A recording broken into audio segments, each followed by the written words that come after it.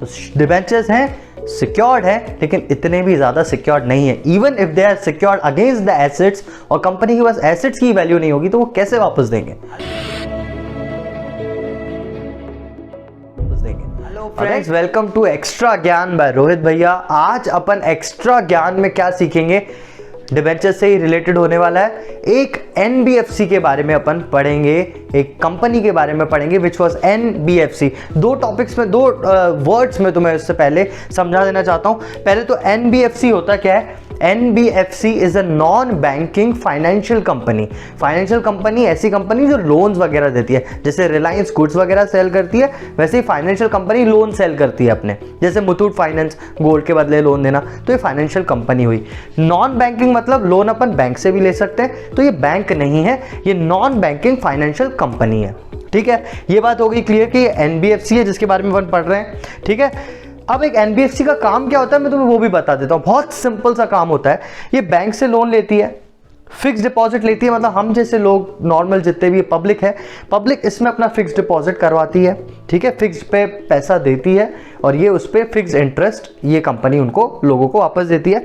और तीसरा, ये उन्हीं लोगों को, पब्लिक को डिबेंचर्स इशू करती है।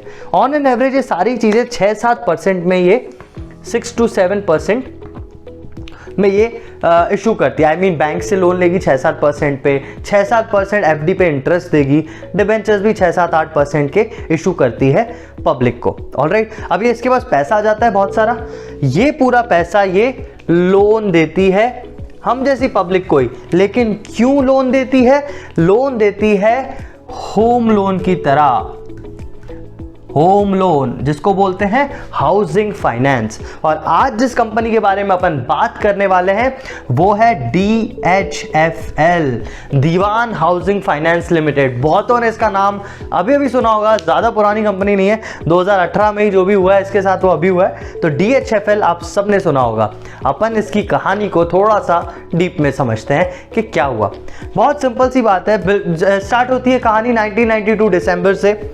ये कंपनी रजिस्टर हुई, बिल्कुल एनबीएफसी थी, अपना बैंक से लोन लिया, फिक्स डिपॉजिट लिए, डिबेंचर्स लिए, आराम से अपने शेयर्स भी मार्केट में निकाले। इनके पास पैसा आ गया, आराम से इन्होंने धीरे धीरे लोन्स देना चालू किए लोगों को, पब्लिक को नॉर्मल लोन्स देना चालू किए। धीरे धीरे कस्टमर्स जुड़े, धीरे धीरे नाम हुआ। इनके शेयर का प्राइस जो 2007 में नियरली 7 रुपए था, 7 रुपए से 700 रुपए तक 2018 में इनका शेयर 7 से 700 रुपए तक पहुंचा। तो सोचो कंपनी बहुत अच्छा कर रही होगी, बहुत अच्छे लोन्स दे रही होगी, बहुत ज्यादा कस्टमर्स को जोड़ रही होगी। अचानक से एक दिन 2018 में क्या हुआ कि एकदम से एक म्यूचुअल फंड हाउस ने, जिसके पास बहुत सारे इनके शेयर्स थे, अचानक से मार्केट में वो सारे शेयर्स लॉस में निकाल दिए। आई मीन लॉस में बेच दिए। एक शेयर की प्राइस 7 से 700 कैसे पहुंचती है? इसका मतलब धीरे धीरे उस कंपनी ने बहुत अच्छा किया होगा, शेयर की डिमांड बढ़ी होगी, जैसे जैसे डिमांड बढ़ती है वैसे वैसे उसका प्राइस ऊपर जाता है। तो अच्छी डिमांड थी, अच्छा प्राइस था। अचानक से एक दिन सारे शेयर्स, बहुत सारे शेयर्स एक म्यूचुअल फंड हाउस ने बेच दिए। पता चला लोगों को, उन्होंने सोचा यार ऐसा क्या हो गया भाई इसके साथ कि इतने सारे शेयर्स एक साथ किसी ने बेच दिए, कुछ तो प्रॉब्लम है, कुछ तो है जो कंपनी गलत कर रही है और हमें नहीं पता।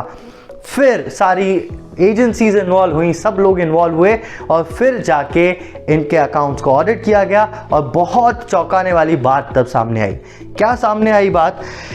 ये सामने आया कि जब इनका प्राइस 7 से लेके 700 तक जा रहा था, आई मीन 2007 से लेके 2018 के बीच, इन 11-12 सालों में इस कंपनी का क्या हुआ कि बहुत सारे ऑब्वियसली कस्टमर्स मिलते गए, है ना, मतलब थोड़े कस्टमर थे फिर और कस्टमर हुए।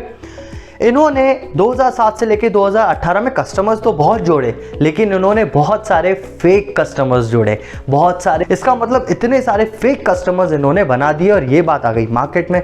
अब ये 3 लाख, तुम सोच रहे हो किसी का पैसा आप 6-7% पे उठा रहे हो, है ना, आपको 6-7% पे कोई अपना पैसा दे रहा है, आप उसको ये बता रहे हो कि हमने 11-12% पे लगाया है, 11-12% पे किसी को होम लोन पे दिया है, होम लोन पे दिया तो 3-4-5% आप बिल्कुल अच्छा कमा रहे हो उसमें से। सामने वाला भी खुश है कि हाँ यार कंपनी अच्छा कमा रही है, इनका बिजनेस मॉडल अच्छा है। लेकिन आप क्या कर रहे हो, वो 6-7% उठा के आपने क्या किया, आपने शेयर मार्केट में वो पैसा लगाया, आपने म्यूचुअल फंड्स में वो पैसा लगाया।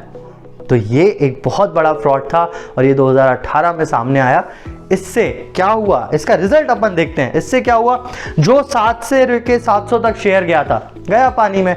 ये तो बिल्कुल ही गया। इवन जो ये डिबेंचर होल्डर्स और जो फिक्स डिपॉजिट होल्डर्स थे, भाई अपन डिबेंचर इतना पढ़ते आ रहे हैं ना, सिक्योर्ड डिबेंचर, पूरा पैसा वापस मिलता है। आज की इसकी स्थिति ये है कि ये जो डिबेंचर्स होल्डर थे, ये जो फिक्स्ड डिपॉजिट वाले बंदे थे, इन डिबेंचर होल्डर्स को ये कंपनी बोल रही है भैया 23% ही वापस कर पाएंगे, 23 to 47% मात्र। इसका मतलब अगर किसी ने 100 रुपए दिए थे तो उसको सिर्फ 47 रुपीज कंपनी वापस पे कर पा रही है। इंटरेस्ट तो छोड़ो, इंटरेस्ट तो उन्होंने देना पहले ही बंद कर दिया, लेकिन अब उनको सिर्फ 47 आउट ऑफ 100 आपको सिर्फ 47 रुपीज वापस मिलेंगे, क्योंकि कंपनी डूब गई। तो डिबेंचर्स हैं, सिक्योर्ड है, लेकिन इतने भी ज्यादा सिक्योर्ड नहीं है। Even if they are secured against the assets, और कंपनी के पास एसेट्स की वैल्यू नहीं होगी तो वो कैसे वापस देंगे। तो ये था आज का ज्ञान। Thank you for enjoying and listening to it. Please like and subscribe and share with your friends. मिलते हैं अपन नेक्स्ट क्लास में।